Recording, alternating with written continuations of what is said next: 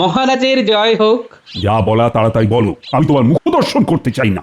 আমি আপনার সঙ্গে কথা বলতে আসিনি মহারাজ, আমি রানীমার সঙ্গে কথা বলতে এসেছি। রানীমা, কাল ভোর রাত্রে আমার দিব্য দৃষ্টি হয়েছে। হঠাৎ আমি ভবিষ্যৎ দেখতে পাচ্ছি। তার অর্থ? অর্থ কিছু নেই, শুধু বিশ্বাস। আমার কুলদেবতা আমাকে দেখা দিয়ে বললেন, আজ থেকে তুই ভবিষ্যৎ দেখতে পাবি। বটে, তুমি আমার ভবিষ্যৎও দেখতে পাচ্ছ। তা আমাকে দেখে বলতো আমার ভবিষ্যৎ কি? বলছি, তার আগে রানীমা, আপনাকে কঠিন এবং কঠোর ভাবে থাকতে হবে, কিন্তু অল্পতে ভেঙে পড়লে চলবে না। নিশ্চয়ই কিছু বুদ্ধি বার করেছে গোপাল। হাতে মাত্র 10টা দিন মহারাজ। কার হাতে 10টা দিন? কার আবার? আপনার। হ্যাঁ, তা 10টা দিনের পর কি হবে? আপনি সজ্ঞানে স্বর্গধামে যাবেন। মানে কি বলতে চাইছো তুমি? মানে আপনার আয়ু আর মাত্র 10টা দিন। এই 10টা দিন আপনার হাতে আছে। এবার বলুন মহারাজ, আপনি কি করবেন? মহারাজেরও ইচ্ছে যে তোমার হাতের নাড়ু খাবেন। আমি কি করি বলো? ঠিক আছে, আর কি এখন থেকেই লাগতে হবে, নইলে কাল সকালে সব হবে কি করে? চিন্তা করো না গিন্নি, আমি হাত লাগাচ্ছি।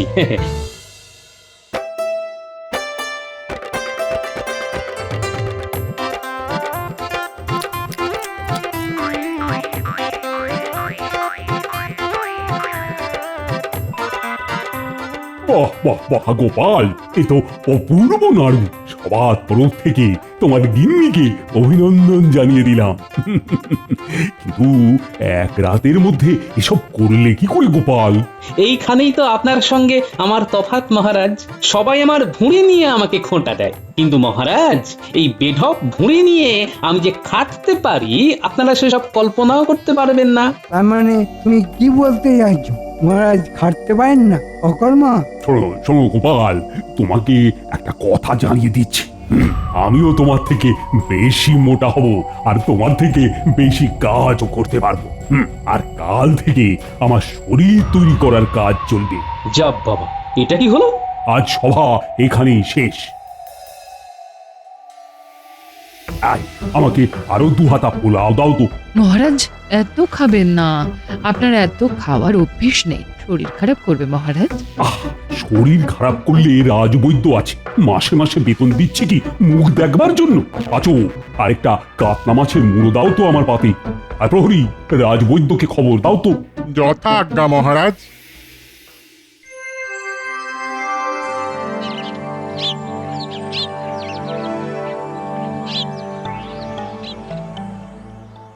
মহারাজ, রাজসভায় দাঁড়িপাল্লা কেন? প্রতিদিন ওজন মাপা হবে। কার মহারাজ? তোমার আর আমার, দেখবো কার ওজন বেশি। এ আর ওজন করে মাপার দরকার কি মহারাজ? আমি আপনার থেকে ওজনে একটু বেশি হব। দেখুন মহারাজ, গোপাল কি বলছে। গোপাল বলছে গোপাল আপনার থেকে ভারী। ভারী কথার অর্থ জানেন তো মহারাজ? আমি তো ভারী বলিনি, আমি বলেছি ওজন বেশি। ওজন বেশি মানে তুমি বেশি ভারী। কথার মারপ্যাচ দিয়ে তো তুমি বেরিয়ে যেতে পারবে না গোপাল। বসার আগে দাঁড়িপাল্লায় বসো। এই মাটি করেছে, এবার দাঁড়িপাল্লায় গিয়ে বসতে হবে। হ্যাঁ, বসতে হবে। কার ওজন বেশি দেখতে হবে না? পাল্লা একদিকে তুমি আর একদিকে মহারাজ বসবে। নাও নাও, বসে পড়ো পাল্লার একদিকে, আর আরেকদিকে আমি বসছি।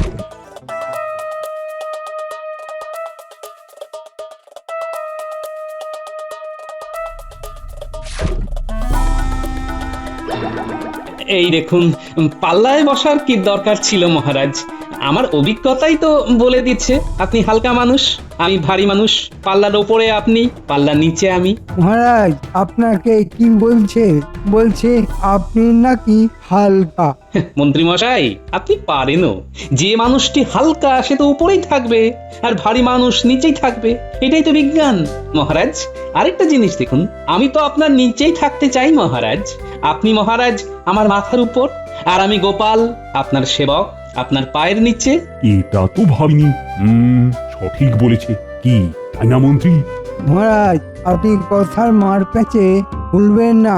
কায়দা করে আপনাকে হালকা বলছে। হালকা মানে আপনার সারবস্তু কিছু নেই। কি বটি, তোমার এত বড় আস্পর্ধা? তোমাকে আমি হালকা করবই। সে মহারাজ আপনি আমাকে হালকা করুন, ভারী করুন, মাঝারি করুন, যা খুশি করতে পারেন, কিন্তু দয়া করে সঠিক বিবেচনা করে বিচার করুন মহারাজ। মহারাজ দেখুন, শুনুন, আপনার প্রিয় গোপাল আপনাকে কি বলছে। কি বলছো বলো তো? গোপাল বলতে চাইছে যে আপনি চিরকাল হালকাই থাকবেন। তাই? বেশ, আমিও মহারাজা কৃষ্ণচন্দ্র রায়, আমিও তোমাকে বলছি 7 দিনের মধ্যেই আমি তোমার থেকে ভারী হয়ে যাব। আপনি তো ভারী মহারাজ, মানি, সম্মানী, বৈভবে আপনার থেকে ভারী কে আছে? সেইখানে আমি তো একজন ক্ষুদ্র ভাঁড়, যার ঘরে নুন আনতে পান্তা ফুরোয়। সে কি করে আপনার থেকে ভারী হবে মহারাজ?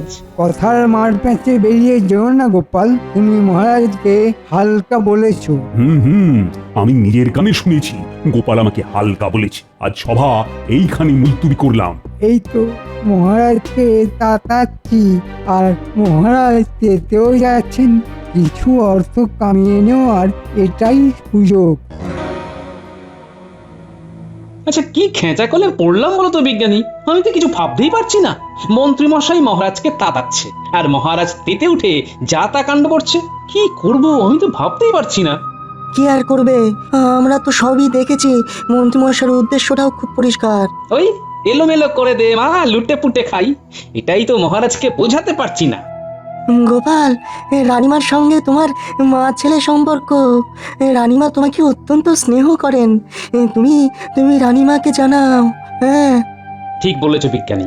1 সপ্তাহ পর কি হয় দেখি, তারপর রানীমাকে জানাতেই হবে, বুঝলে?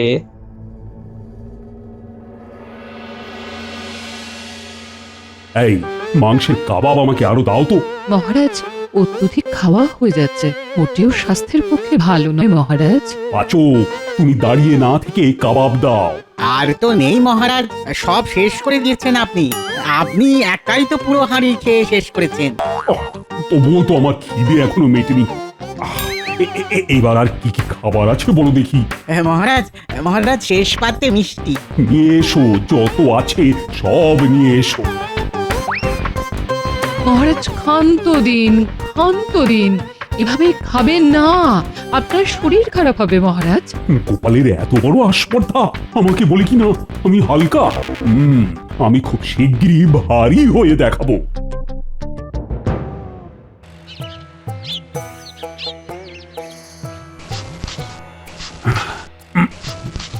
বসতে তো পারছি না। তার মানে আমি গোপালের থেকেও বেশি মোটা হয়েছি। আজ দেখাবো গোপালকে আমি হালকা না গোপাল হালকা। গোপাল, এই যে আমি দাঁড়ি পাল্লায় বসলাম। এবার তুমি এসে বসো, দেখি কে হালকা আর কে ভারী। মহারাজ, আমার অভিজ্ঞতা বলছে আপনি এখন আমার থেকে ভারী। কথায় নয়, কাজে করে দেখাও। নাও নাও নাও, পাল্লায় ওঠো। পাল্লা তো আগে থেকেই উঠে আছে মহারাজ, আমি বসবো কি করে? পাল্লার উপরে ঝুলে পড়ো। তুমি না পারলে প্রহরী তোমাকে সাহায্য করবে। না না না, কাউকে আসতে হবে না, আমি পাল্লার উপর ঝুলছি। এখন আমাকে লাফ দিয়ে পাল্লা ধরতে হবে। উফ, কি কপাল করেছি। মহারাজ আপনি ভারী প্রমাণ হয়ে গেছে, গোপাল হালকা। গোপাল দেখুন ঝুলছে। নিন, এবার আপনি উঠে পড়ুন। প্রহরী, আমাকে তুলে ধরো। আমি নিজে নিজে উঠতেই তো পারছি না। আসলে মোটা হয়ে গেছি তো, তাই একটু কষ্ট হচ্ছে। দেখুন মহারাজ, আপনি উঠতে পারছেন না, আর আমি ওখান থেকে টুক করে লাফিয়ে নেমে পড়লাম। শরীর কিন্তু আমার খুব সতেজ এবং চাঙ্গা। শোনো, আমি তো সিংহাসনে বসতেই পারছি না, তাই আমি এখন সভা বাতিল করে দিলাম। মহারাজ, এবার আপনি আপনার শয়নকক্ষে গিয়ে বিশ্রাম নিন। আমি রাজসভা পরিচালনা করব। এই ষড়যন্ত্রটা তার মানে এই জন্য করা। আজকের সভা তাহলে এখানেই শেষ। কালকে আমি সভা পরিচালনা করব। মহারাজ যতদিন অসুস্থ থাকবেন ততদিন এই রাজ্যের দেখাশোনার দায়িত্ব আমার। থাকবই তো। তুমি মহারাজকে এমন ওষুধ দেবে যাতে মহারাজের খিদে আরো বেড়ে যায়। এই রকমই ওষুধ দিচ্ছি যাতে মহারাজের আরো খিদে পায়, একদম ওই রাক্ষসে খিদে। খেয়ে খেয়ে মহারাজ যাবেন ফুলে, তারপর দুম পটাশ, আর তারপরই মন্ত্রী মশাই আমাদের রাজপাট সামলাবেন। মন্ত্রমশাই চালটা ভালো চেলেছেন, হ্যাঁ? গোপালের সঙ্গে মহারাজের লড়াই লাগিয়ে দিলেন, এবার নিজে নিজে খেতে শুরু করে দিল। আর মন্ত্রী মশাই এই সুযোগে রাজকোষ থেকে অর্থ কিছু নিচ্ছেন। একটু বিলি করুন, বেতনের টাকায় তো আর চলে না। সব হবে, সব হবে। আর কয়েকটা দিন যেতে দাও, মহারাজের আরো খিদে বাড়ুক, তবেই তো উপি আয় হবে। প্রণাম রানীমা। গোপাল, কিছু একটা করো গোপাল, মহারাজ তো খুব অসুস্থ। আমি নিশ্চয়ই কিছু একটা করবো রানীমা, আমাকে 2 দিন একটু ভাবতে সময় দিন। ঠিক আছে গোপাল, তোমাকে ঠিক 2 দিন সময় দিলাম। 3য় দিন তুমি উপায় বার করে আমার কাছে এসো। অবশ্যই রানীমা, এটা আমার কর্তব্য। মহারাজকে সুস্থ করে তোলা আমার কর্তব্যের মধ্যে পড়ে। আমি এখন আসি রানীমা। এসো গোপাল। সত্যি তো, খেয়ে খেয়ে আমি ক্লান্ত হয়ে পড়েছি আর অসুস্থ হয়ে পড়ছি। কোনো কায়িক পরিশ্রমই করতে পারছি না, রাজসভায় যেতে পারছি না। চেষ্টা তো করছি খাওয়া কমাতে, কিন্তু খিদে তো দিনের পর দিন বেড়েই চলেছে। আপনার এই রাক্ষসে খিদে বন্ধ করুন মহারাজ। কেন মন্ত্রীর কথায় গোপালের সঙ্গে কিভাবে লাগতে গেলেন? সব সব দোষ গোপালের। দর্পণে আপনার চেহারা দেখেছেন মহারাজ? গোপাল আমাকে উত্তেজিত করেছে, তাই তো আমি আজ এই অবস্থায় চলে এসেছি। আমার সামনে ওই গোপালের নাম করবে না রানী। আমি এখন একটু ঘুমাবো।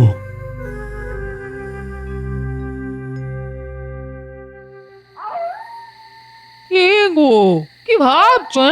মহারাজের কথা গিন্নি, মহারাজকে সঠিক রাস্তায় ফেরাতে হবে। সেটা কিভাবে সম্ভব? মহারাজ বলে তোমার কথাই শুনছেন না? সেটাই তো ভাবছি গিন্নি, কিভাবে মহারাজকে আমার কথাগুলো শোনাবো। এদিকে মন্ত্রী মশাইয়ের দাপটে রাজকোষাগার যে শূন্য হচ্ছে সেটা আমি ঠিক বুঝতে পারছি। কোষাধ্যক্ষ আমাকে বলেছে। তাহলে উপায়? সেই উপায়টাই তো খুঁজে চলেছি গিন্নি, খুঁজে চলেছি। পেয়েছি, উপায় পেয়েছি। কাল সকালেই মহারাজের সঙ্গে দেখা করতে হবে। দেখি মন্ত্রী মশাই কার বুদ্ধি বেশি, আপনার নাই গোপালের।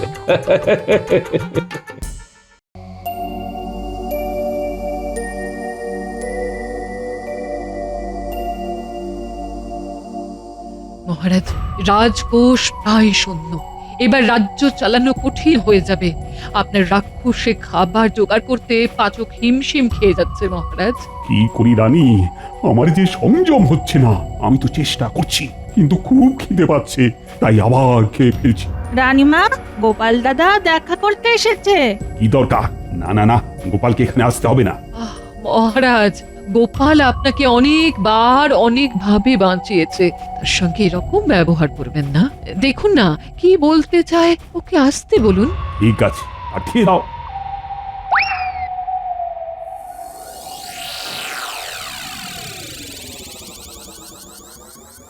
এই গোপালটাকে কৃষ্ণনগর থেকে হারটাতেই হবে। হুট করে অন্তপুরে চলে গেল, কি জানি ওখানে গিয়ে আবার কি মতলব করে। মহারাজের জয় হোক। যা বলা তাড়াতাড়ি বলো, আমি তোমার মুখ দর্শন করতে চাই না। আমি আপনার সঙ্গে কথা বলতে আসিনি মহারাজ, আমি রানীমার সঙ্গে কথা বলতে এসেছি। রানীমা, কাল ভোর রাত্রে আমার দিব্য দৃষ্টি হয়েছে। হঠাৎ আমি ভবিষ্যৎ দেখতে পাচ্ছি। তার অর্থ? অর্থ কিছু নেই, শুধু বিশ্বাস। আমার কুলদেবতা আমাকে দেখা দিয়ে বললেন, আজ থেকে তুই ভবিষ্যৎ দেখতে পাবি। বটে, তুমি আমার ভবিষ্যৎও দেখতে পাচ্ছ? তা আমাকে দেখে বলতো আমার ভবিষ্যৎ কি? বলছি, তার আগে রানীমা আপনাকে কঠিন এবং কঠোর ভাবে থাকতে হবে, কিন্তু অল্পতে ভেঙে পড়লে চলবে না। নিশ্চয়ই কিছু বুদ্ধি বার করেছে গোপাল। হাতে মাত্র 10টা দিন মহারাজ। কার হাতে 10টা দিন? কার আবার? আপনার। 10টা দিনের পর কি হবে? আপনি সজ্ঞানে স্বর্গধামে যাবেন। মানে কি বলতে চাইছো তুমি?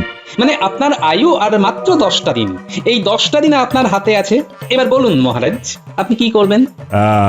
এই সব ভুলভাল কথা বলার জন্য তোমাকে আমি কিন্তু কারাগারে দেব। আপনি আমাকে কারাগারে দিতেই পারেন মহারাজ, তাতে কি আপনার ভবিষ্যৎ বদলাবে মহারাজ? আপনি 10 দিন পর যদি স্বর্গধামে যান, রানীমা রইলেন, রানীমা আমায় কারাগারে নিক্ষেপ করবে। যদি 10 দিন পর আমি বেঁচে থাকি তাহলে কিন্তু তোমাকে আমি প্রাণদণ্ড দেব। আপনার আদেশ শিরোধার্য মহারাজ। 10টা দিন বেঁচে নিন, আমার ভবিষ্যৎ দেখা কখনো ভুল হবে না।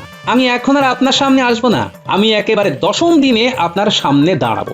রানীমা চলি, আমি মহারাজকে দেখে যা বলার বলে দিয়েছি। আসি মহারাজ, আসি রানীমা। ও রানী, বলছি গোপালি এসব কি কথা বলে গেল? বুঝেছি গোপাল, বুঝেছি। আর কেউ না বুঝে থাকুক, আমি বুঝেছি। মোক্ষম আঘাত তুমি দিয়েছ, দেখা যাক এই আঘাতে মহারাজ নিজেকে বদলাতে পারেন কিনা। গোপালের কথা শুনে আমার হাত পা ঠান্ডা হয়ে যাচ্ছে মহারাজ। আমার কোনো কাজে মন লাগছে না, আমি একটু একা থাকি। হ্যাঁ, এগিয়ে বাবা, সবাই যদি চলে যায় আমি একা একা কি করব? আর গোপালের কথা যদি সত্যি হয়, তাহলে তো আর মাত্র 10টা দিন বাঁচবো।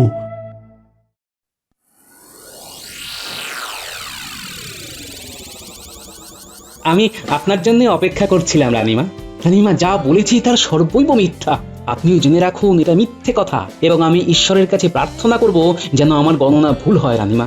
আমি মহারাজকে মৃত্যু ভয় দেখাতে চেয়েছি, এবং এই মৃত্যু ভয় মহারাজকে ঠিক পথে নিয়ে আসবে এই বিশ্বাস করি। তুমি যখন কথা বলছিলে তখন আমি বুঝতে পেরেছিলাম যে এটা সত্যি নয়, মিথ্যে।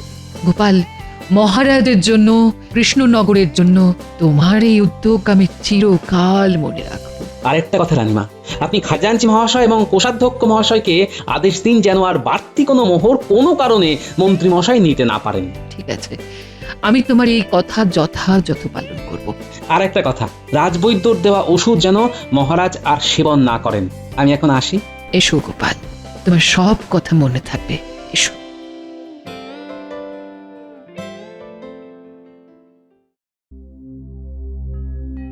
মহারাজ এখন কেমন আছেন? কদিন হলো রানী? 3 দিন কেটে গেছে মহারাজ। হ্যাঁ, তাহলে হাতে আর কদিন বাকি? আর 7 দিন। এই পাচক, তুমি আমার চোখের সামনে থেকে সরে যাও। দেখতে পাচ্ছ না, আর তো মাত্র 7টা দিন। আমার মুখ দিয়ে খাবার নামবে না।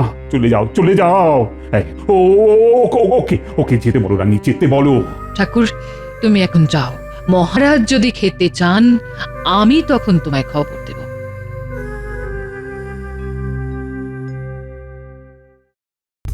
বিষয়টা কি হলো ঠিক বুঝতে পারলাম না তো। মহারানী খাজাঞ্চিকে আদেশ দিয়েছেন যে রাজকোষ থেকে কোনো অর্থ ব্যয় করা চলবে না। মহারাজ ঘর বন্ধ করে বসে আছেন, আমার ওষুধ পর্যন্ত সেবন করছেন না। পাচক ঠাকুরের কাছে খবর নিয়েছিলাম, তো পাচক ঠাকুর বলছে কোনো খাবারই গ্রহণ করছেন না মহারাজ।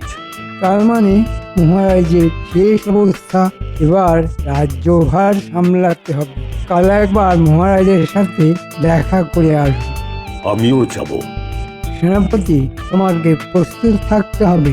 যে কোনো মুহূর্তে আমি রাজ্য দখল করতে পারি। আমি প্রস্তুত। রানী, আজ তো 10ম দিন, তাই না? হ্যাঁ মহারাজ, আজ 10ম দিন। আমি কিন্তু এখনো জীবিত আছি রানী। সেটা ঈশ্বরের আশীর্বাদ মহারাজ। গোপালকে কি খবর দেওয়া হয়েছে? গোপাল হাজির মহারাজ, আমার সাথে সাথে আপনার সভাসদগণ সবাই উপস্থিত মহারাজ।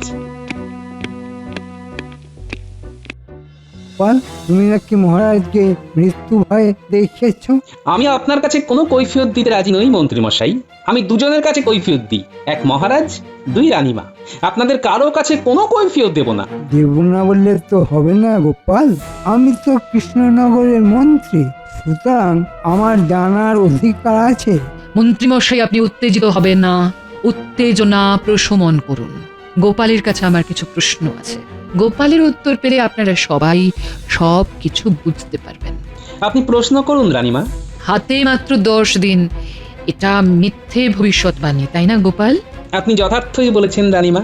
আমি কোনো ভবিষ্যৎদ্রষ্টা নই, আমি একজন ভাঁড়। মহারাজের মনোরঞ্জন করাই আমার কর্তব্য।